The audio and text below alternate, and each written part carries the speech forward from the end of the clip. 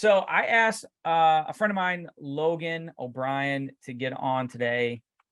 And, a couple things I can say about Logan. He is like an assassin tactician on the phone. Hearing this guy on live dials, some of the things that he says and the way he does it is just like sneaky good. And he's like, I don't know, just a bunch of things I could think of, like the way he gets banking. He just sets people up. They don't even know what's happening, and they're just giving all their information. And I've heard him train other agents on live dials, and I just really love what he does. Not only is he just, he did over 20 families this week, and like that's not even a rarity for him.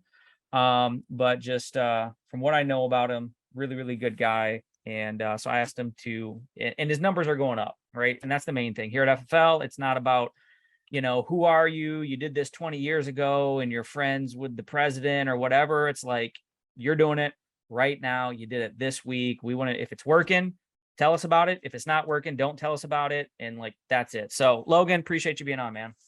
Yeah, thanks for having me, and thanks for that introduction. That was quite the introduction.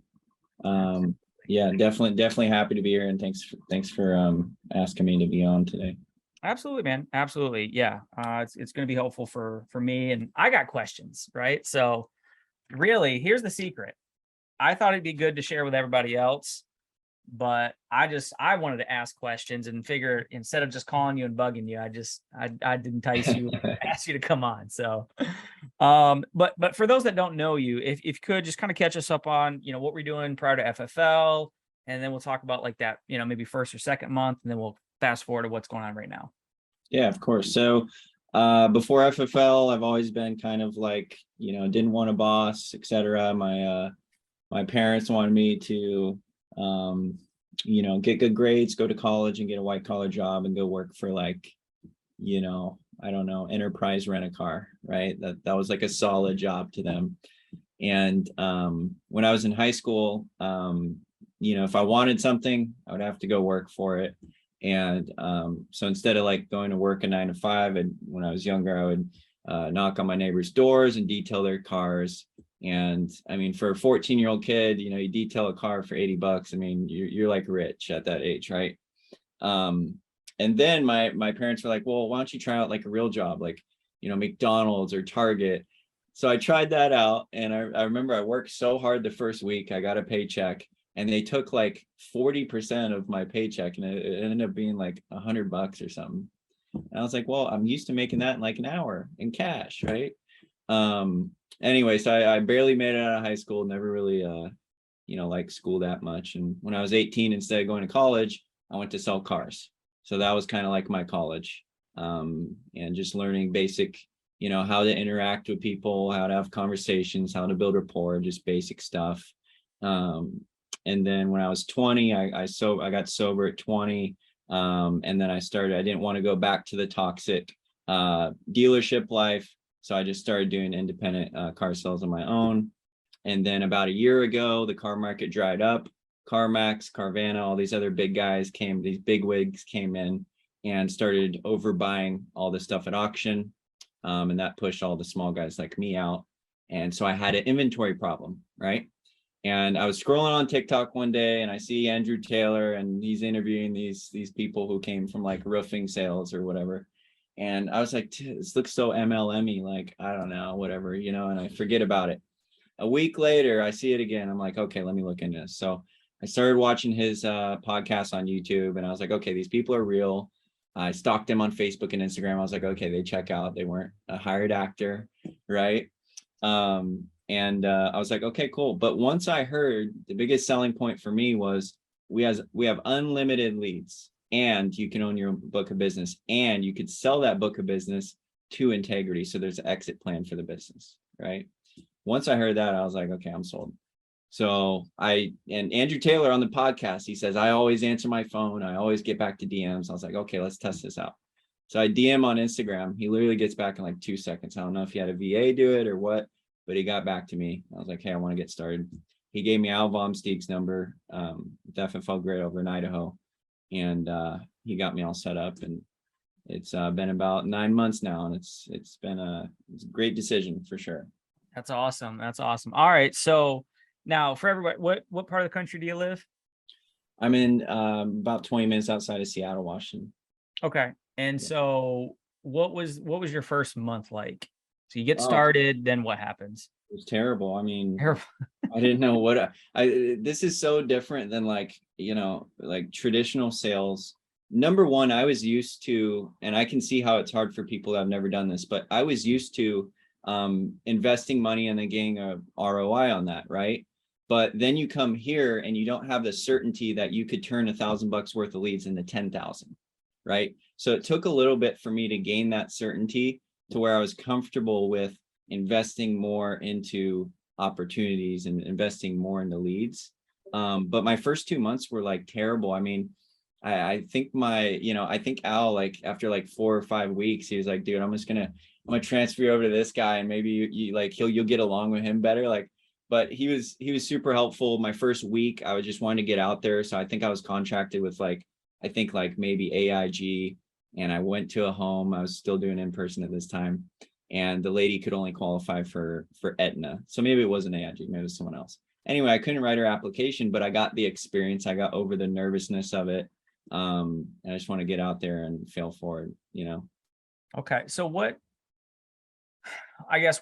month was it? Was it month 1, month 2, month 3, where you would say you had like your first solid month? It was after convention, right? So in AA, we have a saying, meeting makers make it. And I think here, event makers make it. So getting around other people was like the biggest thing for me, because naturally I'm just a very like in-person type of guy, which is funny because I just do over the phone sales now. But yeah, going to that Miami convention like literally like changed everything for me. Like everyone on stage was just brutally honest about their past, about how FFLs helped change their life and their family's future. And it was just good to get around other people.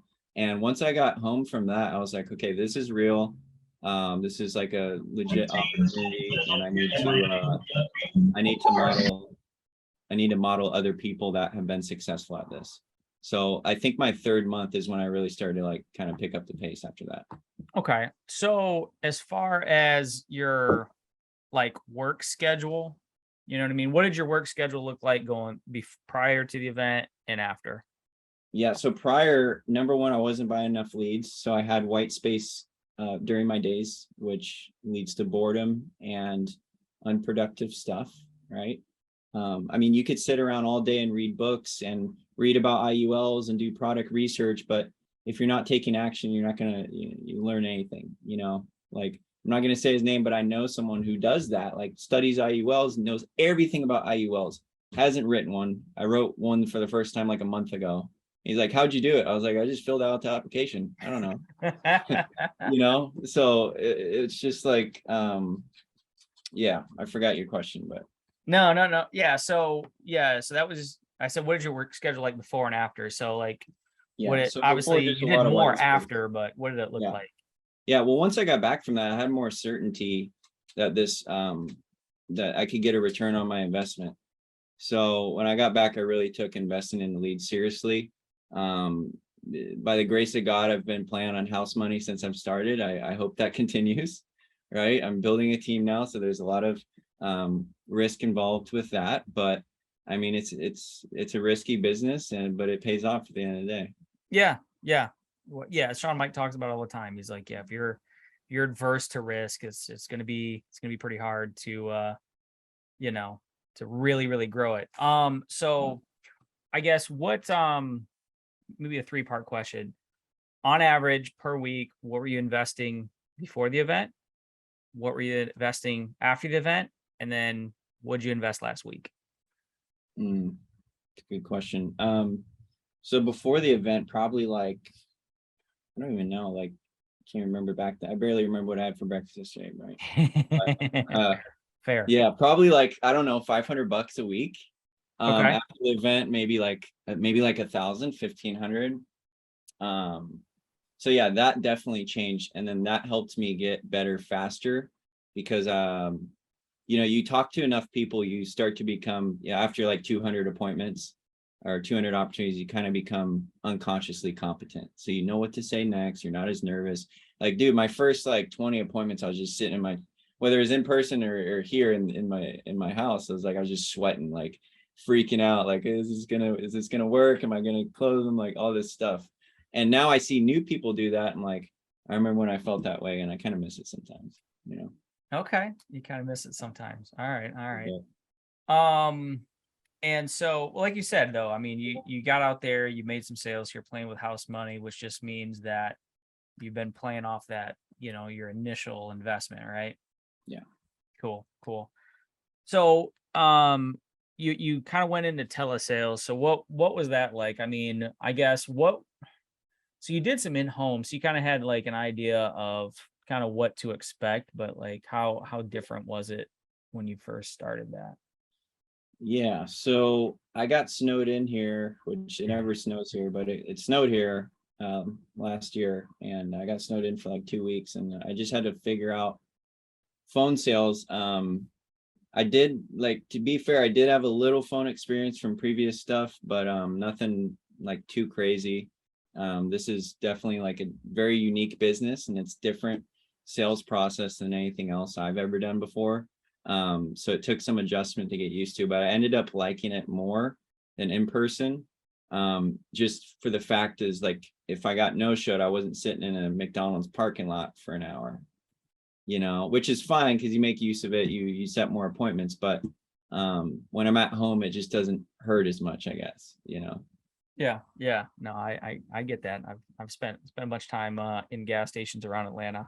Yeah, and then Um, just like the area I'm in, Josh, it was like, I'd show up to house, and this is like still around COVID time, where's your mask? Are you vaccinated? And I was like, don't have that, don't have that. Okay, see you later.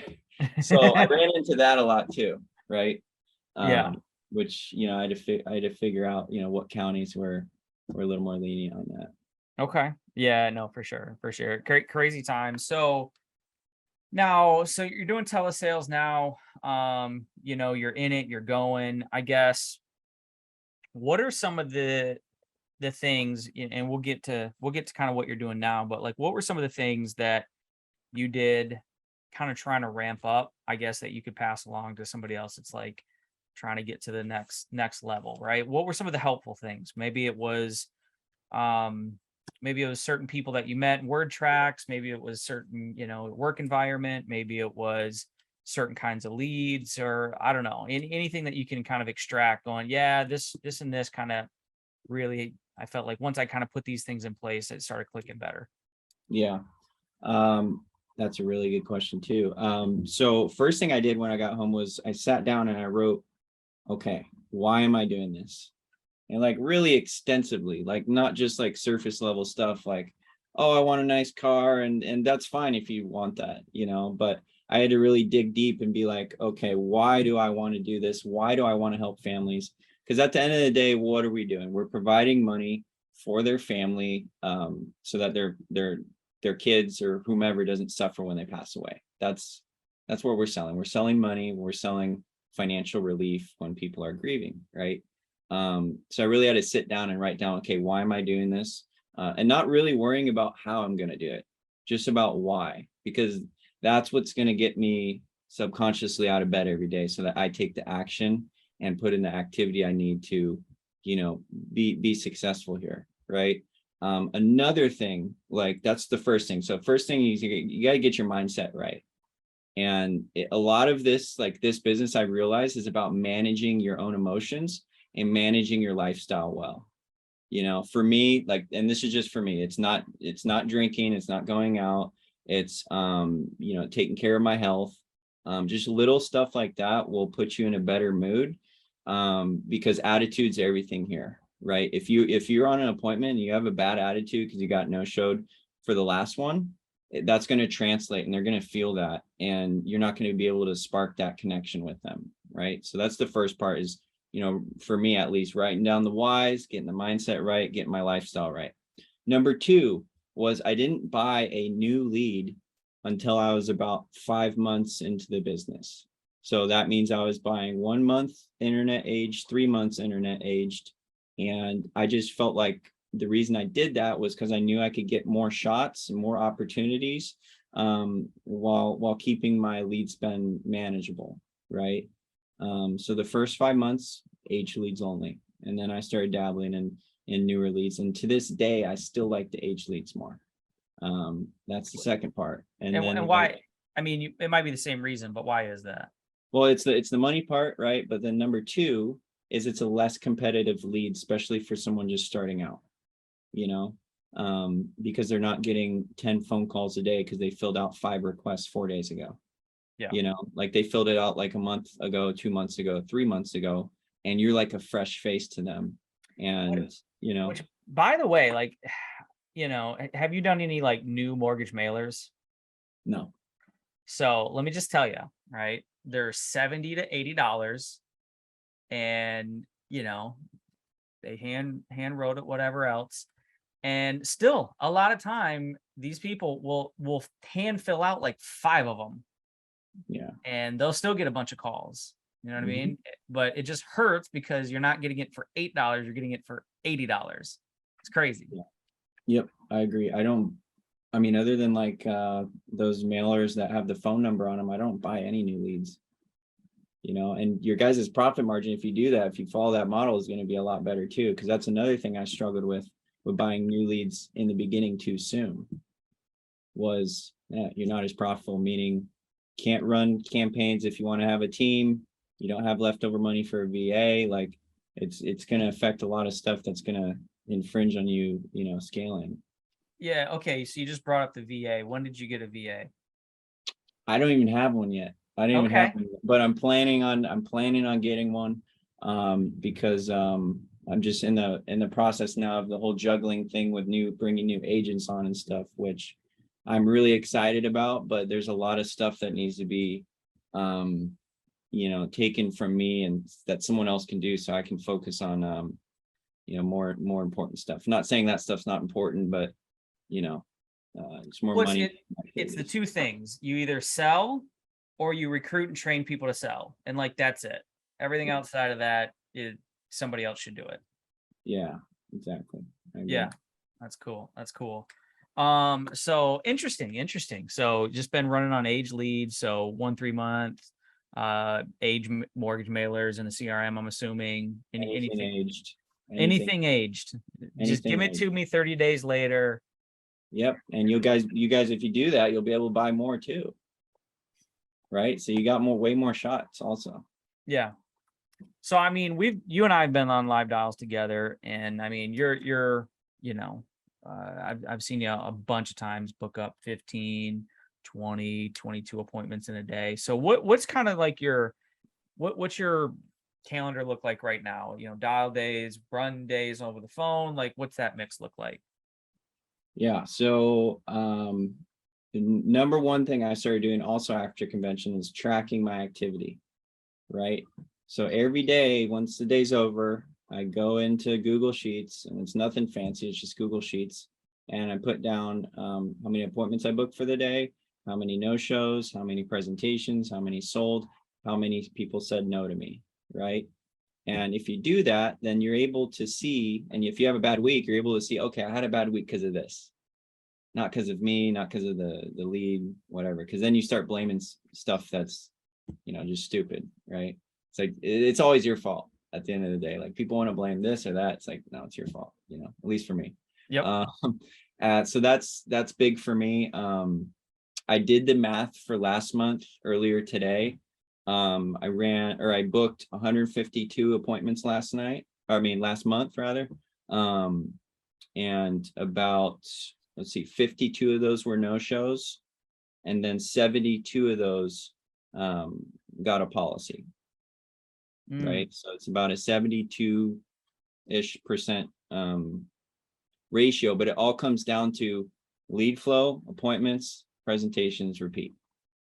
And I used to get real mad when people said no, or I got a no-show. But if you track your numbers, it becomes like a little bit of a game, because you're like, okay, I'm going to get this many people to hang up on me before I get an appointment guaranteed. And for me, it's usually between 3 to 4 people, Yep. So once you start thinking like that, you're like, okay, I'm just collecting no's to get to the yes. I have a bad day. Okay, the phones owe me tomorrow, right? So once you start thinking like that, then it's a lot more motivating than being like, oh, I got no show again. I'm not going to work the rest of the day. But my schedule now is pretty much been 7 days a week. Sundays are pretty light. Like I'll put a couple on Sunday. Like if it's like, I got the husband covered, but not the wife, and she's only available Sunday, or maybe they have a weird work schedule we need to do Sunday. But yeah, it's usually 8 a.m. to like 5 or 6, work in different time zones. So if I'm working, Central Time and Eastern Time, I usually finish up here on the West Coast a little bit earlier. Yeah, you got that West Coast thing going on, Yeah. where we got Candy here, who she'll be dropping Hawaii sales in the chat at like 1 and 2 in the morning. I know. I wake up in the morning, I'm like, Candy was at it again last night. Yeah, that's it. Honestly. So are you like call days, run days, you same day appointments? Yeah, so I've literally tried, and I like to just be like a mad scientist in this sense, but I like trying out a bunch of different stuff and then seeing what works best for me, right? And it doesn't work best for everyone. I've tried one call closes, I've tried appointments, 3-4 days out, I've tried pretty much everything. But what I've gone down to that's best for me at least is dialing in the morning, setting same day or next day, no longer than second day if possible. Right. So that's been my routine for about 3 months now. Okay. Well, I mean, it's working. How many families you helped last month issue? 100 issue. I don't know the issue number yet, but submit. Yeah, that's right. Well, month before. Submit was 115 this month, and then last month was 48. Yeah. So yeah. You're burning it up. That's awesome. Okay, so like now that we're into the call, I guess, so you're booking appointments. So I mean, any special things on that? Like how do you set up a same day appointment? Is it different than like, hey, I'm gonna come see you tomorrow type of thing? Yeah, so I mean, if they can't do it that day, it's like, okay, first I'll ask them like, are you working or retired? Because then I can figure out what they're, if they're going to be home or not. If they're retired, it's more lenient because it's like, okay, well, if I'm calling them at 8 a.m., they're probably going to be home around noon. So instead of saying what time you're usually back from work, I'll say, hey, Mary, so do you have any doctor's appointments today? Or, what time are you going to be usually back home from your daily activities? Because, retired people do stuff too. So, around 4. Okay. I don't know if I have a 4 left. I'm pretty booked up, but let me see here. Looks like I have a 5 or a 6 left for today. Which one works best? And if they're working, it's the same thing. What time are you usually back home from work? Okay, great. And the wife will be around as well. Okay, awesome. So multiple choice. Yeah. Do you do any tie downs like, like check in if the other spouse is going to be there, or like tell them that, hey, it's required for you to both be there, or anything like that? Or I've heard some different, I've heard people say different things. I used to it used to take me about 1 minute and 80 seconds exactly to book an appointment. A minute and 80 seconds. Okay. Yeah, and I would time it. I would be like 1 minute 80 seconds. Okay. And that got way too. It didn't allow me to book enough appointments. So now my appointments when I call, it's more like 30 seconds max. You're on and off the phone in roughly 30 seconds. Yeah. Okay, since it's only 30 seconds, run me through that, if you don't mind. Mortgage or final expense? Take your pick. Okay, let's do mortgage. Final expense. We'll do that. Final expense. Okay. Hey, Josh. Yeah. Hey, this is Logan. I'm sure you're busy. I'll have to phone you real quick. I'm the manager over here at the final expense office. One of the office girls just set that request down that you filled out online. Looks like you were requesting more information on the state regulated life insurance programs. Did we got that right? Yeah, I think I remember that. Okay, perfect. So most people fill these out just because they want to make sure, when they pass away, that their final expenses are covered and there's no, financial burden on the family. Is that what you're looking for, or something different? That's about right. Yeah. Okay, perfect. So once that hits my desk, Josh, it typically means one of two things. Either one, nobody got the info to you, or number two, they didn't get all the options out to you, right? So as a manager, they just have me run through it with you. It's just a quick 15-minute phone call. I can't do it right now. I just need to see what time usually you're working or retired, Josh? I work.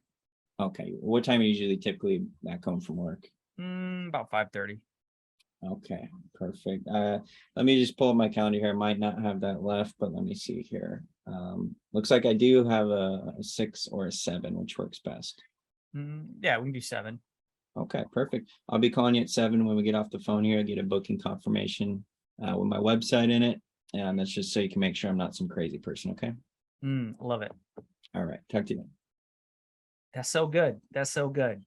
So, But Josh, you have to understand, it took me like probably 30 variations of that until I found one that worked for me.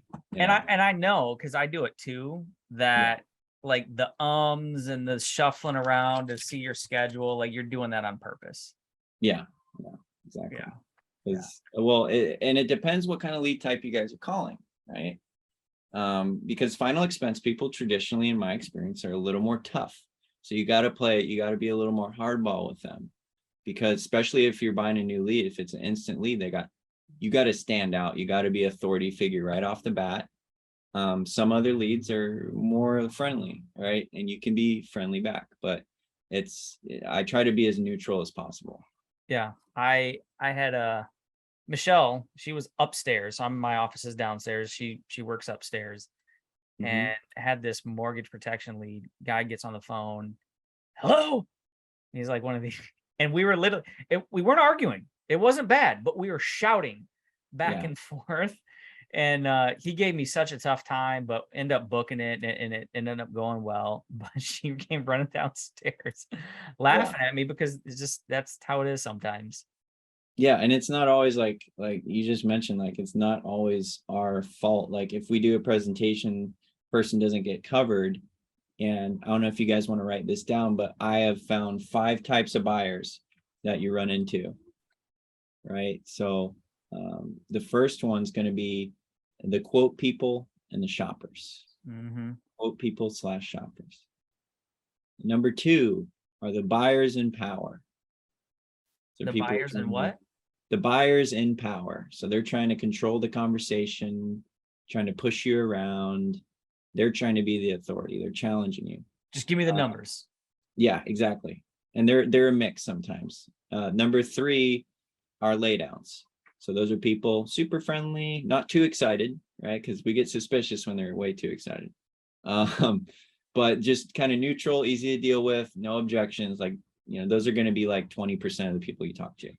And some people can survive just closing those and, not doing the rest. And then number 4 are mistakes. Those are people who kind of want the coverage, probably going to cancel it anyway, right?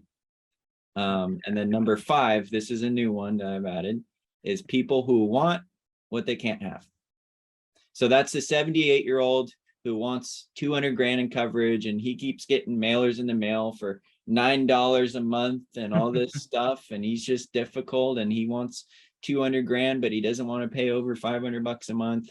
And he won't do equity protection, or he doesn't want a small final expense policy. So those are the 5. And there's a way to combat each of those people. But in my experience, 20% of people you talk to are laydowns. 20% are people who say no matter what. And 60% are people who say maybe or think about it. And if you guys can get good at learning how to close the 60% of maybes, you'll do very well here. Okay.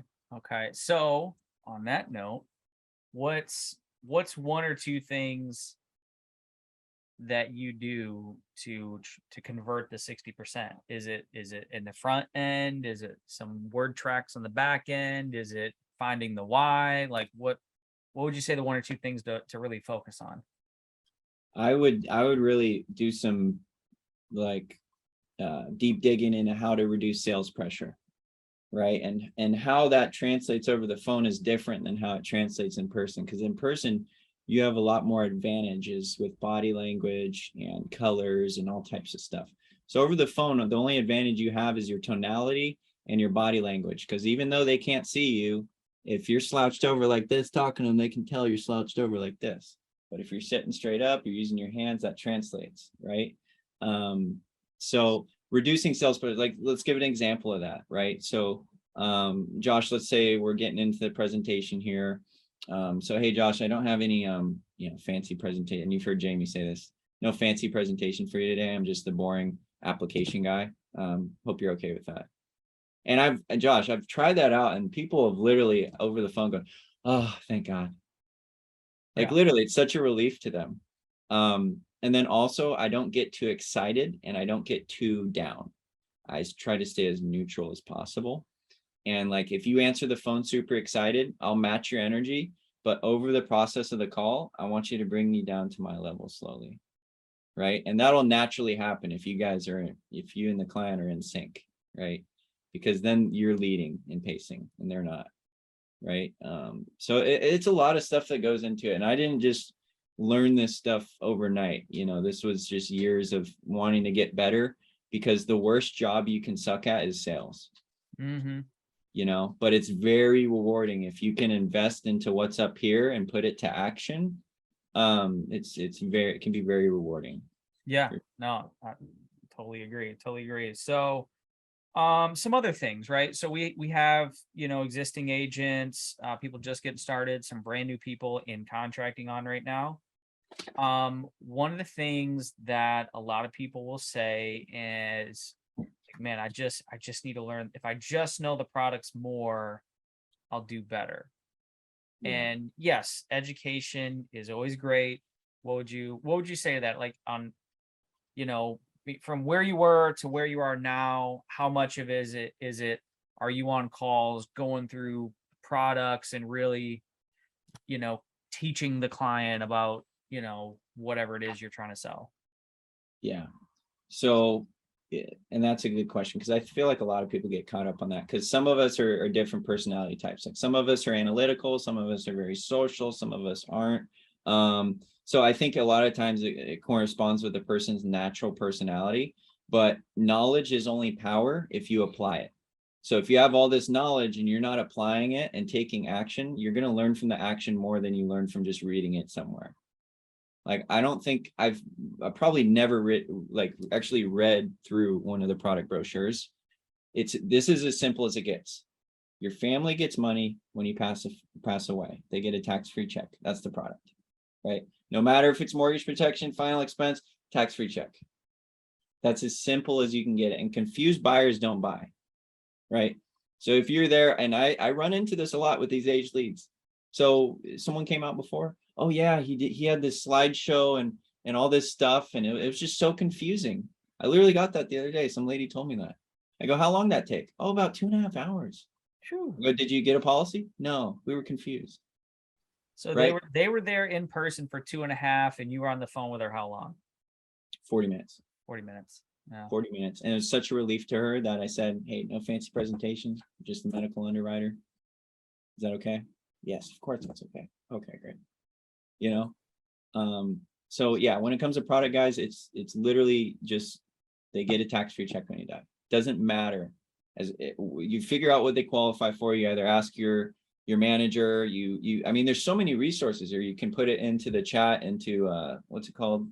Underwriting Genie. Underwriting Genie. You can use insurance toolkits. There's tons of resources. You don't need to worry about that. Just worry about making a connection with the person. Recently I've started to get a little more less serious on the phones. And I'll tell you what I mean by that. I used to be very like rigid on the phones, almost like too rigid, right? So I've really tried to lighten it up a bit, right? So I don't know. Do you want to do an introduction into like, yeah. Okay. So ring, ring. Hey, Josh. Yeah. Hey, this is Logan. Just calling for our appointment today. How are things going in your neck of the woods? Oh, all right. Just got in. Right on. So this isn't going to take too long, only about 15 minutes, so we can see what you might qualify for. Just need you to grab pen and paper, and we'll get this out of the way for you. Okay. I'm ready. Perfect. So just required to have you write down my info. First name's Logan, Logan. Last name's O'Brien. And then my state license number is 201-563-13. You got that? Yep. Okay. And then I just text you over a copy of my website. Did you get that through text? Well, I'm going to be nice and say I got it. Usually it's like, I don't know how to look at text while I'm on the phone. Yeah, I got you. Well, it'll be there when you do find it. Just make sure I'm not some crazy person. Okay. Okay.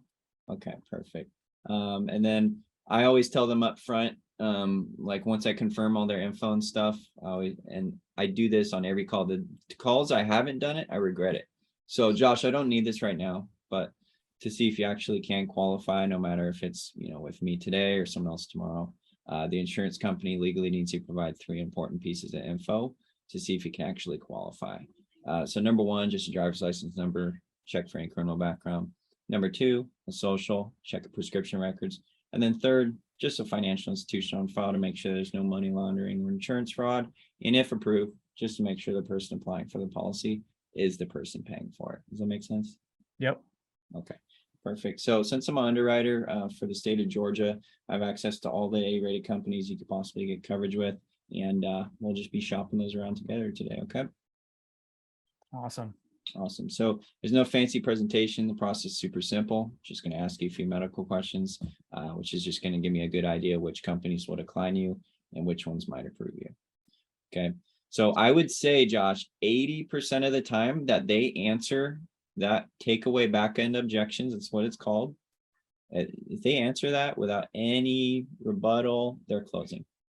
Yep. And if they're not closing because of that, they're not closing because of price. That's another thing I've been doing better at, right? Is figuring out, okay, like I'll literally ask them before I look at options for them. So Josh, you said your monthly income was 5,000, right? Through Social Security. Yep. So my general rule of thumb, and this is just a recommendation, but it needs to be budget friendly, because if it's not budget friendly, then there's no point in doing it anyway, right? It needs to be suitable. So I never like to go above 5% or 7% of someone's total monthly income. So for you, it looks like that tops out at about $280. So we're going to want to keep it well below that. Do you agree with that? Yeah. Okay. And did you have a certain range you're trying to keep the premium in if we are able to get you qualified, like 120, 180, 180 to 220, like? I was thinking like 100 or less. 100 or less. Okay, definitely work for that, because it needs to be budget friendly. And even if it's not like the most amount of coverage, the only coverage that matters is the one that's in place when your family needs it the most, right? So let me look at some options for you. I told you guys it was good. It was good. So that's what I mean about reducing sales pressure. And then the reason I do the back end objections, I was too afraid to do it when I started because I didn't want to miss an opportunity. But I do it every single call now, because if they don't agree to that, they're not going to close anyway. Yeah. And then you're on the phone and you're doing You're wasting time. Yeah, you're just wasting time.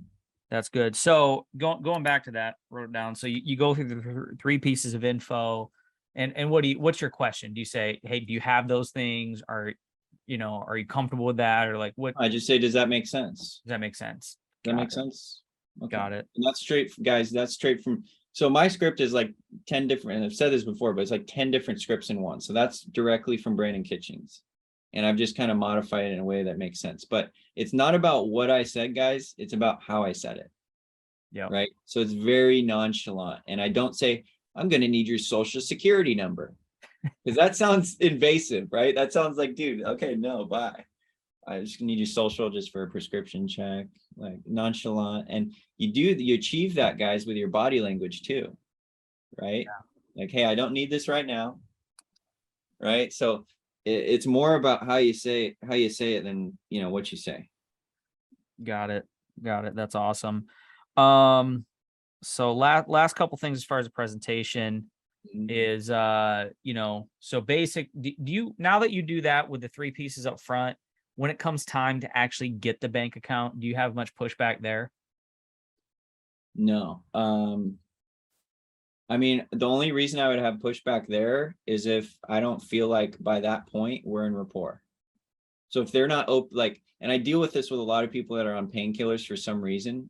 It's just hard to get them emotional, right? I had this happen earlier today. The guy agreed to that. We get to the end. He's very like monotone, taking muscle relaxers, all types of stuff.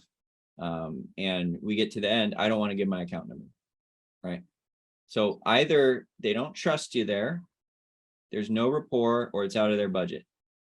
And it was probably a mix of no rapport, no trust. Yeah. So, but other than that, no. If I do get pushback, like sometimes it'll just be a simple question, like they just want to be reminded why they're giving it. But I don't go, okay, and what's your social security number? Let's go, and what's your social? Real nonchalant. Okay. Yeah. Perfect. Banking, Josh, on the inventory, Josh, do you have a will? No. Okay, perfect. Well, I'll provide you the free resource. It's called doyourownwill.com. Just go in there, and then depending on who do you bank with? Chase. Chase. Okay, so Chase has a free notary service. So once you print that out, just go get it notarized for free, just so you don't have to pay any, crazy attorney fees. So I just texted that over to you. You should get that. And then I do that for a specific reason. Number one, to get their bank, but number two, it's the law. It's a really hard word. Law of Reciprocity. Yes. Okay. So you can say it right. And so it's providing value before they give me all their information. So now when we get to the application, they feel more obligated to give me value back, which is their information, right? So and then the other reason is when we're in the app, I go, okay, Chase Bank, Georgia, routing number. All right. In the financial institution, you said it was Chase, right? Okay, yep. Perfect. So when I put that into America's system here, they shoot me back to routing as 1, 2, 3, 4. Just need you to grab blank check or account summary, just to verify that with me real quick. So if you just grab that real quick, that'd be great. Yep. Yeah, that looks good. And then boom, they say, okay, yeah. And then they have it in front of them. So then they have the account number. I go, okay, great. So routing's 1, 2, 3, 4. And the account number is 556. Exactly. Yeah.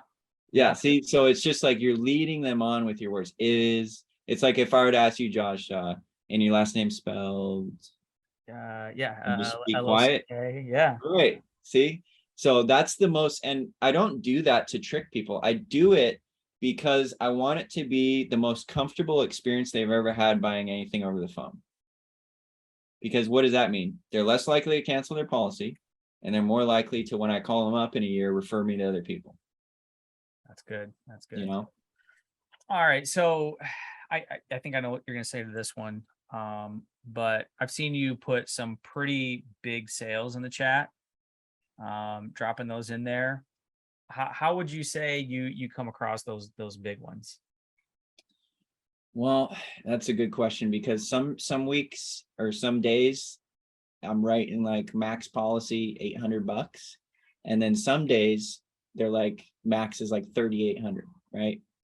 But it all comes down to, you buy enough leads, you call enough people, you set many appointments, you'll run into those big fish, or the bigger fish, right? So for me, like, for example, last month, previous to last month, I didn't even like do that many I did like maybe like 20 for the whole month, because I wasn't buying enough leads. And same with last month. I knew I could do better last month. Like 48's great. I'm grateful for that. But this month I was like, okay, I told Al, I texted him like, dude, when we get back, I'm gonna buy as many leads as I can. And I bought as many leads as I can. And not only do I call them now, I also text them. Right. So I've started implementing, I hand text them now. So they get that blue chat. They're like, oh, this person's on iPhone. They're not a scammer from India, Yeah. So yeah, but it just comes down to, once you guys do have some seed money, like you do have, you're profitable here, and it's so like cliche, but just buy more leads. You're going to give yourself way more opportunities, at the end of the day. And then also, if you're doing telesales, one mistake I made in the beginning was I didn't venture off to other states soon enough. Like if you guys have 10, 20, 30 states, you'll never run out of leads if you're doing phone sales, or you can do travel trips. Plenty of people do that. And people in different parts of the country, I've noticed so far, different type of, just different personalities and stuff, So that's been a big deal too. I was too afraid in the beginning to venture out of my own state. So. Even though you're doing, I know, I felt the same thing. Even though I'm doing phone sales, it's like, it's a phone. I can call anywhere. You're like, I'm not going to go too far away from home. I don't know why. Yeah. Maybe you're like, oh, they're not going to give me their stuff and I'll just drive over. Right. Yeah. Yeah. I don't know about you. I did that a couple times, and every time they said, I don't want to give you my banking, but if you come here, I'll give it to you. Every single one of them no-showed me and never gave it to me. Yeah, because they sold you, right? It's like you guys are either going to sell them, or they're going to sell you on why they can't do it, or why they have to think about it, or whatever. Like, Josh, oh, you want to think about it? Okay, well, like I said earlier, there's nothing really to think about yet, because the carrier has to think about it more than us, right? And then on top of that, you still have a whole month to think about it. adjust the coverage, or get a full refund of your premium. Does that make sense? Yep. Okay, great. So I wouldn't want to leave you with something to think about, but if it's uncomfortable to the point where it's going to take food off the table, then we could just start off at a lower coverage amount. So that's what we'll go ahead and do. I'll go ahead and open that up now. That's you know, good. but you guys do enough presentation, and that's why it's important to buy leads. You will be able to say this, and I still have my scripts in front of me at all times, no matter what, like I do right now, even though I know it by heart, because you need to have a baseline to stick to, or else next thing you know, you're on the phone for 20 minutes. You guys are talking about our cats, and no one wants to do that, because then they don't buy, because like Sean Mike says, then they get nervous, and nervous people don't buy either. Yep. All right. Last question. Well, before the last question, I thought of something. Kind of like a quick pause. Well, actually, never mind. After you answer this question, we'll wrap up. Okay. So you said earlier that you're working like basically 6 to sometimes 7 days a week, right? Some people hear that and they're like, "You're a crazy person. I have no interest in doing that." Wow. So I'm asking, why are you working that much? Yeah. I don't really got anything else to do, Josh. I mean, I these days I live a pretty boring life. I buy leads, I call families, and I just conversate with people over the phone. But in the beginning, I didn't work Saturdays and Sundays, and it stung. The reason it stings is not because you're not making any money for the day, or you're not taking money for the day. Because the reason it stings is because you go a day here without protecting a family, next thing you know, you're swimming upstream again. This and the large part of this is just momentum, right? Like, for example, today, I think it was like one or two families helped. 4 families before that, everyone said no. Everyone was a buyer in power. And by the time I got to the laydown later in the day, I was like beat up, dude. I was swimming upstream again. And that can shift in only a couple hours. So the reason I work Saturday and Sundays is because I want to stay swimming downstream. I don't want to have to get momentum back, because dude, you guys make 10 grand in a week, go to Disneyland. Next thing you know, you come home, you're swimming upstream. And sure, there's a time and place for that, but I like to keep the momentum going, because it's hard to get back. Yeah, absolutely. Absolutely. Well, man, definitely. I got a bunch of notes. I appreciate you hopping on. And it's been cool to watch you from when you got started, and listening on live dials, and I'm excited for you, man. Awesome. Thanks for having me. And I hope your team does a bunch in this October. Let's all crush it. Absolutely. Absolutely. The one thing I was going to say, and we'll wrap up with this, is we talked about all the events coming up in 2 weeks. The weekend of, let's see, October 13th, 14th, 15th. We're having a lock-in right here in Atlanta. I'm grabbing an Airbnb. We have the biggest FL office in the country. And if you would like to come here in Atlanta, work with myself, a couple of other gloves off top producers, a couple new folks, and just like have like a 3-day immersion, work right next to side of us, doing telesales in homes, booking appointments. It's one thing to get on live dials. It's another thing to be like, hey, I'm right here and I can help you. Others can help you. You can listen to how we do it, watch how we do it, how we put it in the computer, how we run the apps. If you want to know about that, if you want to be a part of that, you just got to get here. Let me know, text me, say, hey, I'm coming, so we can help with accommodations. Because at the end of the day, it's about helping each other get to the next level. So with that said, I'll be on live dials tomorrow. We'll see you in the chat. And if you're in the Living Hope chat, you'll be just watching Logan just drop them in all day long. But you guys have a great night. Take care.